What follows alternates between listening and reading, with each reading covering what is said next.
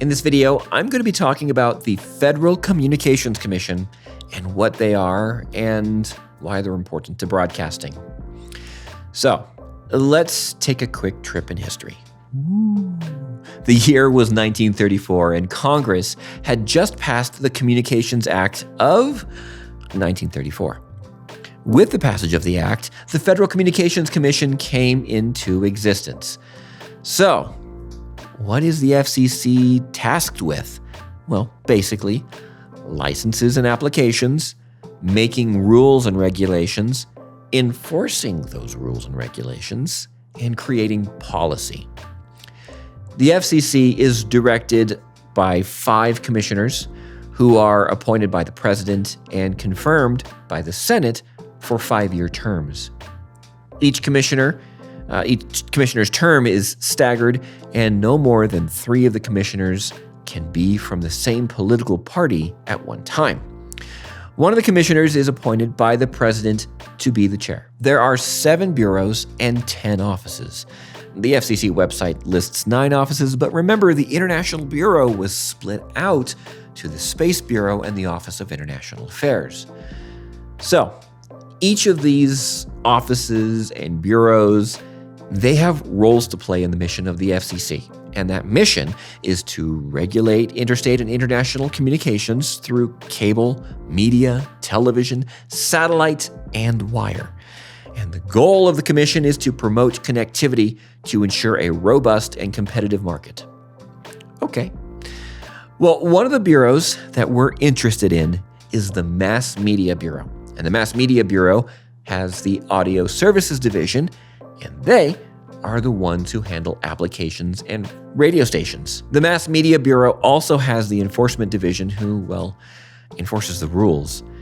They do investigations when it comes to that. So the number one question that people usually ask me is, how can I get my own radio station? Well, there are 2 ways. The first is to buy an already licensed radio station from someone wanting to sell theirs. The other way is to apply for a new station.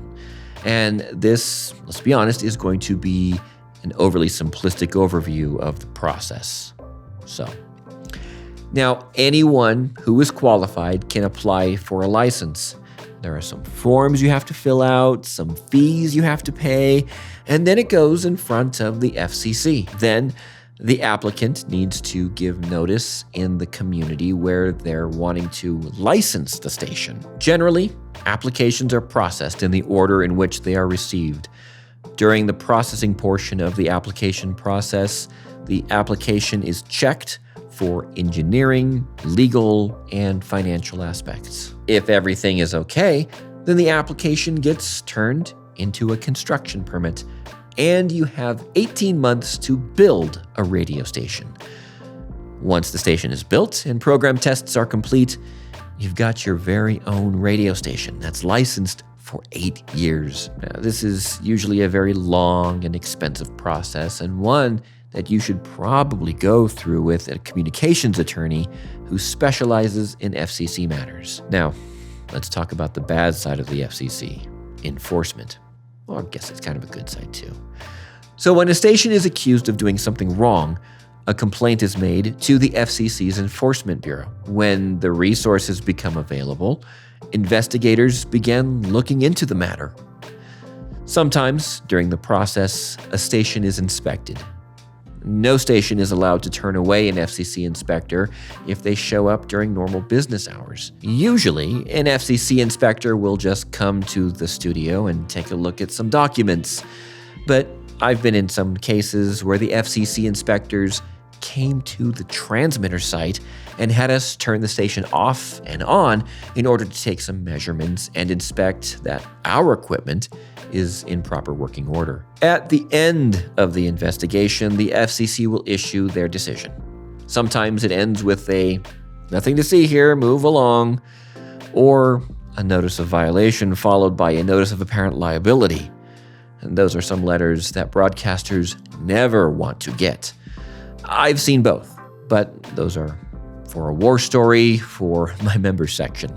Generally, most stations won't have any interaction with the FCC except for every 8 years when it's time to renew their license. One cool thing is, or a couple of cool things, on the FCC website, you can find any station's public file. They used to be maintained at each station's main studio, but now it's all online. Usually the station website has a direct link to the public file, and you can use that to get more information about a station. Also, on the FCC's website, you can look up licenses. You can see radio station licenses, two-way radios, satellite, and all kinds of licenses. Well, that's a quick overview of the FCC as we continue on through these topics of broadcast engineering basics. This whole series is put into a playlist for you to go through when you want to learn more about these topics. So, until next time, stay safe, stay healthy, keep learning. I always do. I haven't stopped. And I will see you in the next video.